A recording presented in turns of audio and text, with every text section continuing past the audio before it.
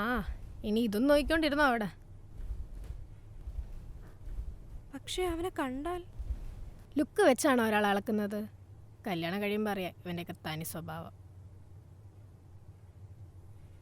അല്ലെങ്കിൽ തന്നെ ഇത്ര ശ്രീധനം ചോദിക്കാന്നൊക്കെ വെച്ചാ അതിൽ നിന്ന് മനസ്സിലാക്കിയൂടെ അവൻ്റെ ക്യാരക്ടർ എങ്ങനെയാണെന്ന്? എടി, നീ ഒരു നോ പറഞ്ഞ തീരാവുന്ന പ്രശ്നമേ ഇവിടെ ഉള്ളൂ.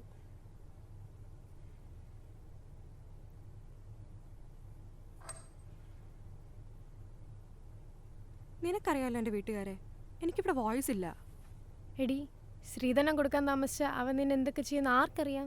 നീ പത്രമൊന്നും വായിക്കാറില്ലേ? എടി, നീ അവനെ വിളിച്ചു പറ ഈ കല്യാണത്തിന് താല്പര്യമില്ല എന്ന്. അത് ശരിയാവില്ല. എടി, നിനക്ക് പറ്റൂല്ലെങ്കിൽ പറ, ഞാൻ വിളിക്കാം.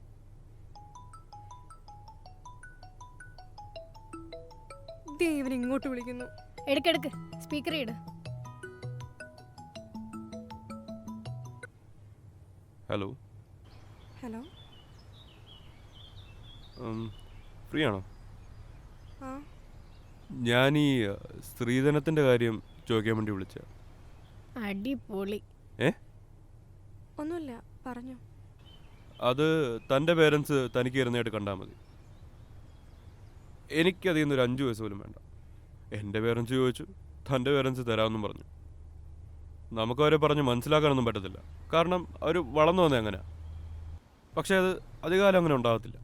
അവരുടെ ആ ജനറേഷൻ കഴിയുന്നതോടെ അതങ്ങ് അവസാനിക്കും. നമുക്ക് ചെയ്യാൻ പറ്റുന്ന എന്താണെന്ന് വെച്ചാൽ നമ്മുടെ ജനറേഷൻ കഴിഞ്ഞിട്ട് അടുത്ത ജനറേഷനിലോട്ട് ഈ ഒരു വാക്ക് പാസ്സാവാതെ തന്നെ നോക്കണം. അതൊക്കെ ഇവിടെ എന്തായിരുന്നു ഇവിടെ പരിപാടി? കാര്യങ്ങളൊക്കെ ഇവിടെ വരെ